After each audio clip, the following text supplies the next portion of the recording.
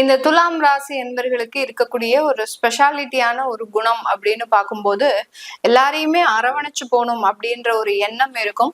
ஆனா இவர்களினுடைய அரவணைப்புக்கு தகுந்த மாதிரியான உறவுகள் இவங்க கூட இருக்கா அப்படின்னு கேட்டீங்கன்னா அது ஒரு மிகப்பெரிய ஒரு கேள்விக்குறியாக தான் இருக்கும். ஏன்னா இவர்கள் எல்லாத்தையுமே அட்ஜஸ்ட் பண்ணுவாங்க. இந்த துலாம் ராசி என்பர்களினுடைய ராசியில அந்த சனி பகவான் உச்சம் பெறதுனால ஒரு டவுன் டு எர்த் அப்படின்னு சொல்லக்கூடிய அளவிற்கு எங்கேயாவது போய் ஒரு ஃபங்க்ஷன் அப்படின்னா முதல்ல வேலை செய்யக்கூடிய நபர் இந்த துலாம் ராசி என்பர்கள்.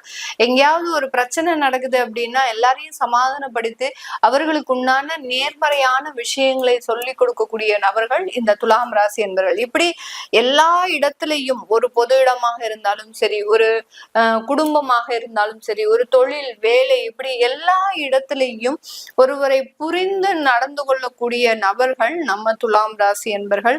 ஆனா இந்த துலாம் ராசி அன்பர்களை புரிந்து இவர்களினுடைய உறவுகளோ இவர்களினுடைய தொழில் சார்ந்த நண்பர்களோ அடுத்து பாத்தீங்கன்னா வேலை சார்ந்த ஒரு நண்பர்களோ யாராவது இருக்கிறாங்க அப்படின்னு கேட்டீங்கன்னா ஒரு நபர் கூட கிடையாது. இவர்களை புறம் முதுகுல குத்தக்கூடிய ஒரு நபர்கள் தான், நம்பிக்கை துரோகம் செய்யக்கூடிய ஒரு நபர்கள் தான் இவர்களுக்கு அதிகமாக இருக்கும்.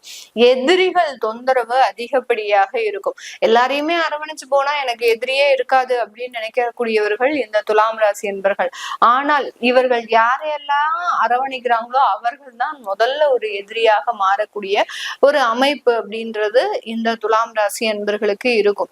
ரொம்ப அக்யூரேட்டா சொல்லணும் அப்படின்னா சிரிச்சே எல்லாரையும் அப்படியே சமாதானப்படுத்துபவர்கள் இந்த துலாம் ராசி என்பர்கள். ஆனாலும் இவர்களினுடைய வாழ்க்கையில ஒரு மிகப்பெரிய ஒரு அவமானம் எதனால அனுபவிப்பார்கள் அப்படின்னு கேட்டீங்கன்னா ஆச்சி மசாலா. எந்த சமையலும் ருசி தேடும் ரகசியம்.